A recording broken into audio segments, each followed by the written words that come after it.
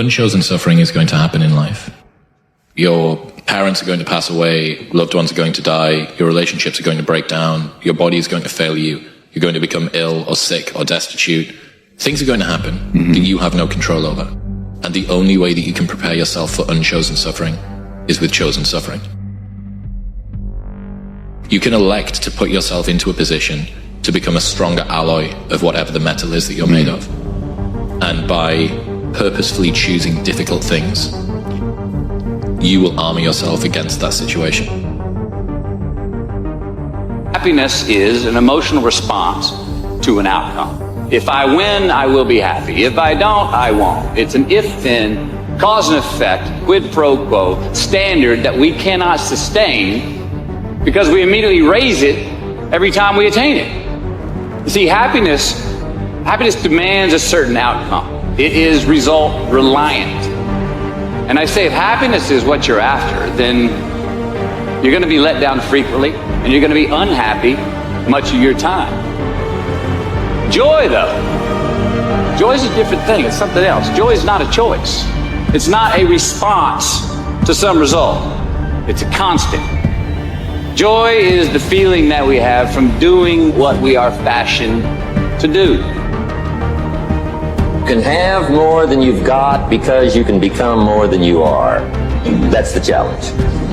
And of course, the other side of the coin reads, unless you change how you are, you'll always have what you got. This is something you attract, not something you pursue.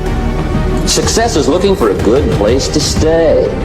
So instead of going after it, you work on yourself.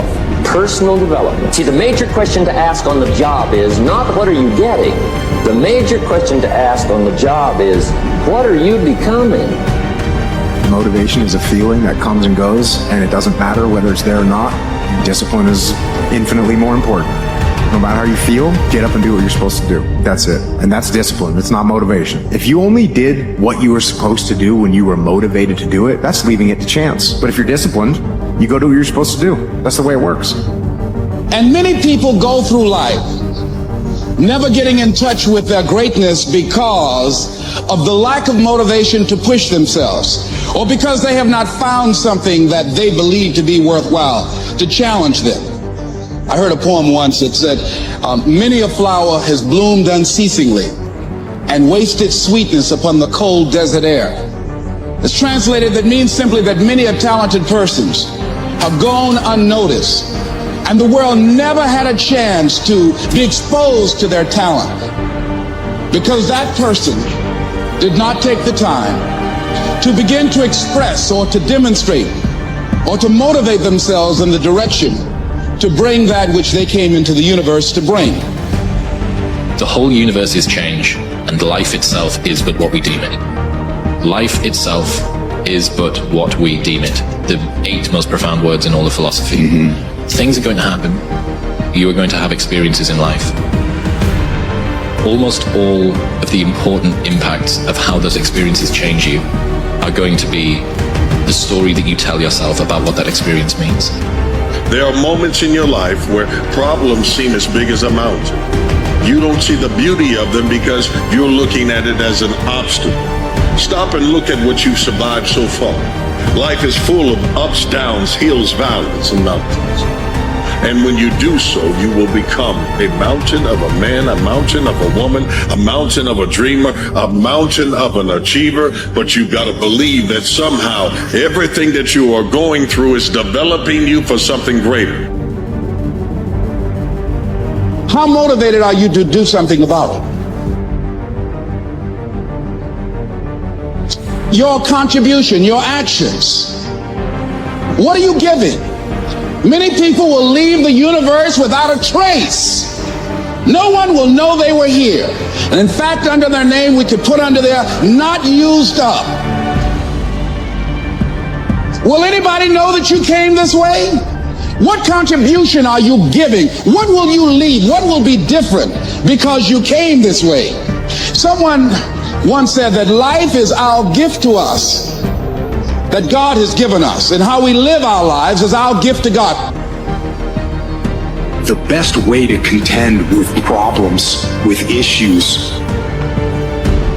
with adversity is action, is by taking action. The more you sit and the more you wait and the more time you spend with that adversity, with the upper hand inside your head, the worse it's going to get. You have to believe that you're the person that's going to change your entire bloodline. You're the person that's going to change everything that's around you. You need accountability, though. It's got to be someone that you are accountable to push one another to greatness. Jordan had Pippen, and he pushed him until Pippen became a Hall of Famer. Both of them are champions, but they pushed each other to become elite together. There is a reliance and there is a duplicity that we need someone. Who's your one?